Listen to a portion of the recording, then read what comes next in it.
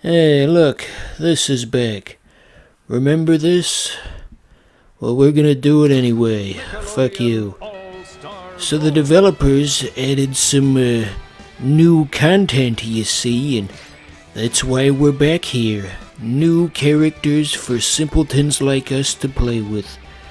Oh, I can hardly contain my excitement. Why do they make you set up the controller every time? That's just asinine. So yeah, we've got Jenny and we've got Purple Guy. I didn't even mean to do that.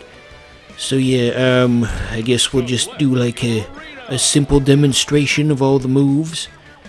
And they've got new stages too. They've got a stage that recreates that old Nickelodeon game show where they would just dump nasty shit on you. Talk about different times.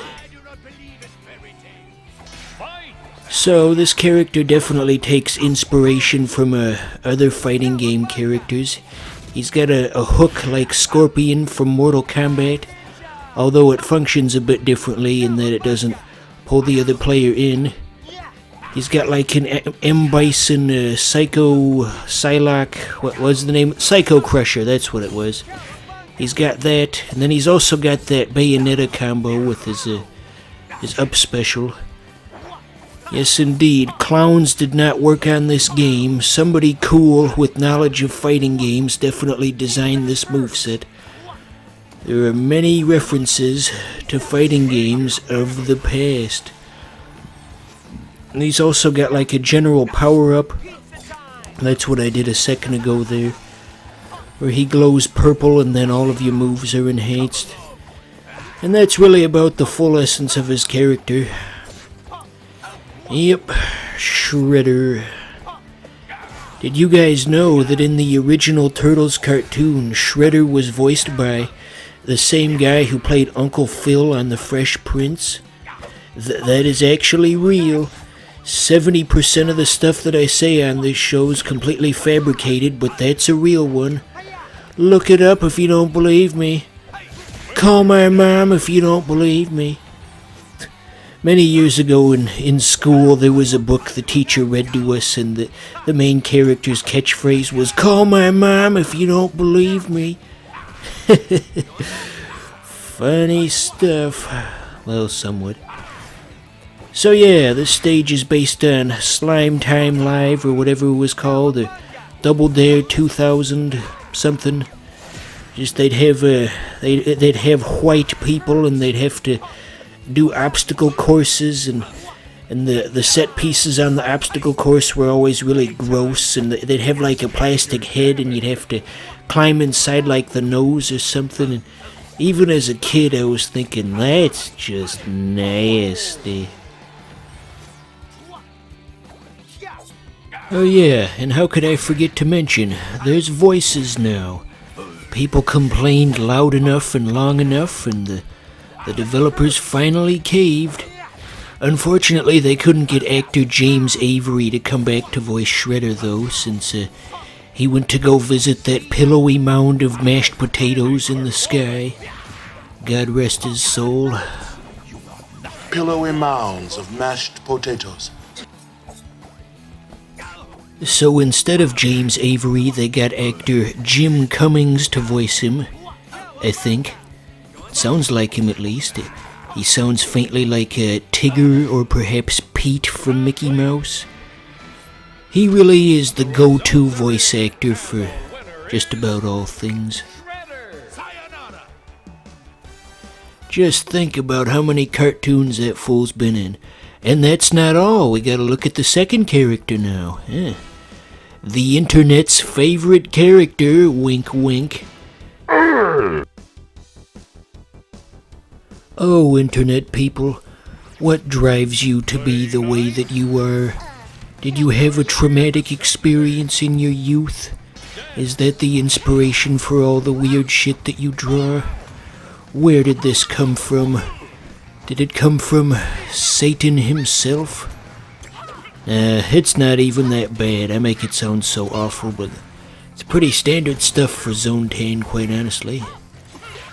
Feel like those people who overreacted to the bowling ball gif. Everyone was all, Oh, this is so horrible. Don't look at it. and then you see it, and well, that's not so bad. It's just a bowling ball coming on a bunch of pins. That's not so bad. So I like how Jenny's guard is to have the big stop sign.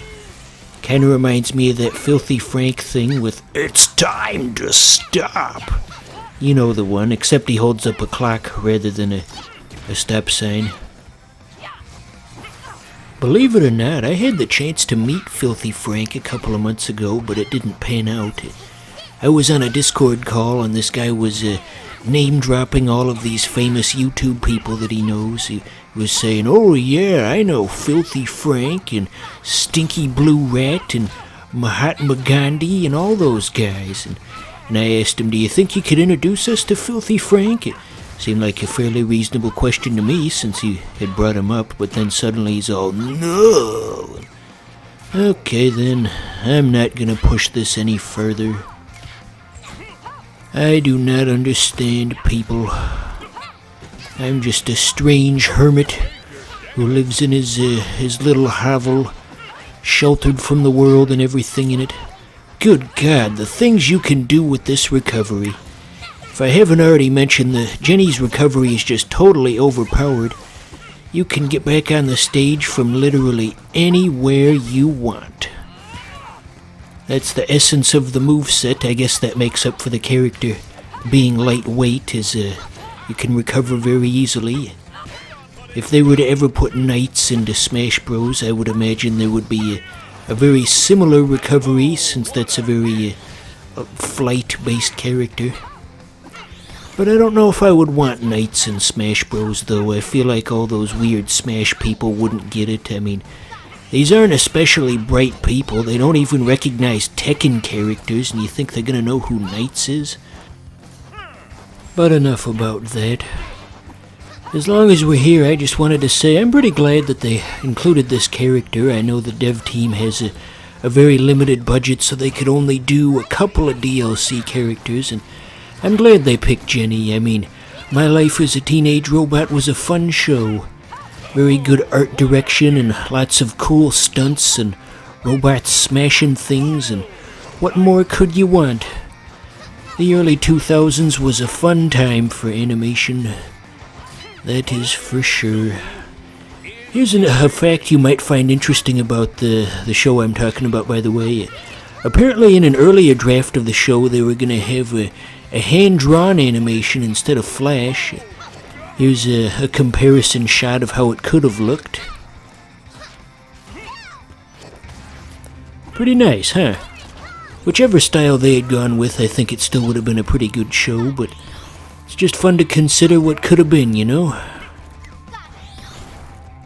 Speaking of, did you know that Adventure Time was originally pitched to Nickelodeon and not Cartoon Network?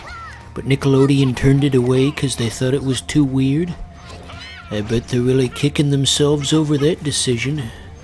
Don't you just wish you could be a fly on the wall of all these big media companies and see all the things that could have happened but didn't? What a fascinating thing to witness. But of course, all those people who work at those companies are under NDAs. Don't want to give away company secrets. Like Walt Disney's head being kept in a jar or whatever. That's always the famous one.